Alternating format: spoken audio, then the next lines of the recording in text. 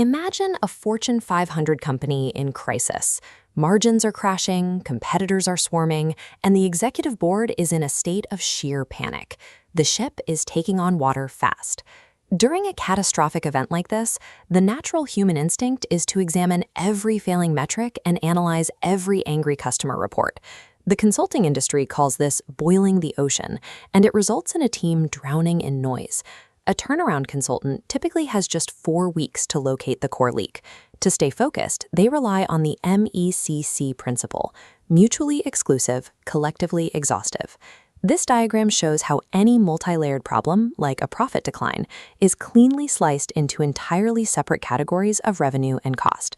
Applying MECC isolates every dollar of cost into exactly one branch. We can separate fixed expenses from variable expenses, which then split further into materials, labor, and logistics. This prevents different teams from double counting the same problem. With the variables mapped, consultants form a testable, day-one hypothesis about what is causing the decline. They design their analysis specifically to confirm or disprove that single theory, rather than waiting for every piece of data to arrive. Rigid logical structures allow for the identification of correct variables before the actual work of recovery begins. Before recommending internal changes, a strategist must determine if the market itself has shifted. You have to know if the failure is a result of execution or a change in the environment. A SWOT analysis provides the first audit of this reality. It maps internal strengths and weaknesses against external opportunities and threats to see where the company is most exposed. In the early 2010s, Netflix used this lens to identify that its physical logistics and postage costs were a significant internal weakness. They pivoted to streaming to capitalize on rising broadband penetration, staying ahead of the threat of declining DVD sales. Some industries are structurally designed to compress profit margins, regardless of how well a company is managed. Michael Porter's 5 Forces framework allows a team to evaluate these specific industry pressures. The U.S. airline industry illustrates this trap.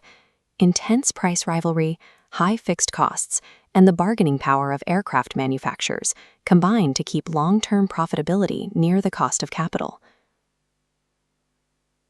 Understanding the external environment forces a company to realize whether it is fighting a winnable war or simply suffering from the structural gravity of its industry.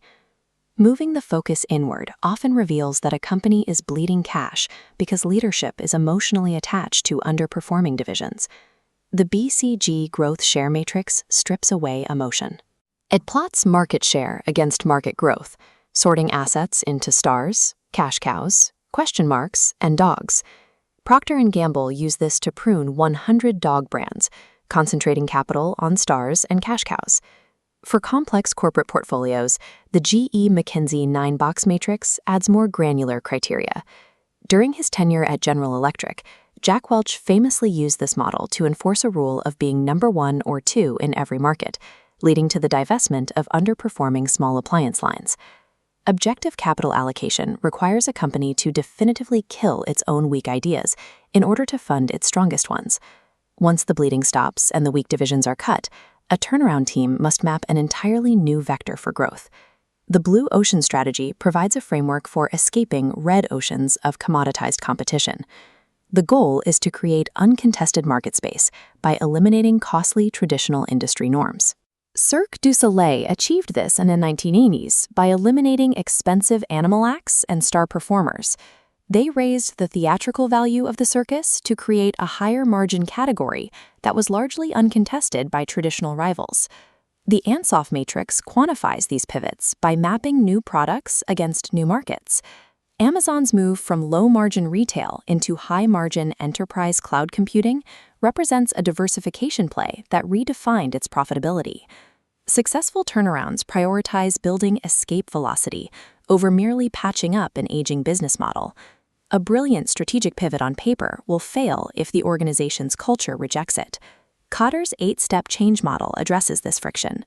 Carlos Ghosn turned around a near-bankrupt Nissan by creating intense urgency, committing to resign if targets weren't met, and building cross-functional teams that bypassed the company's rigid seniority-based hierarchy.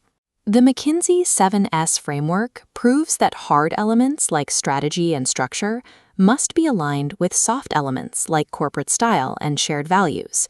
The 1998 Daimler-Chrysler merger is a textbook failure of this alignment.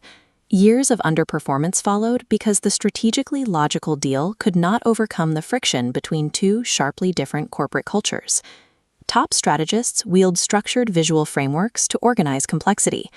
These intellectual tools allow anyone to bring discipline to the challenges of their own career.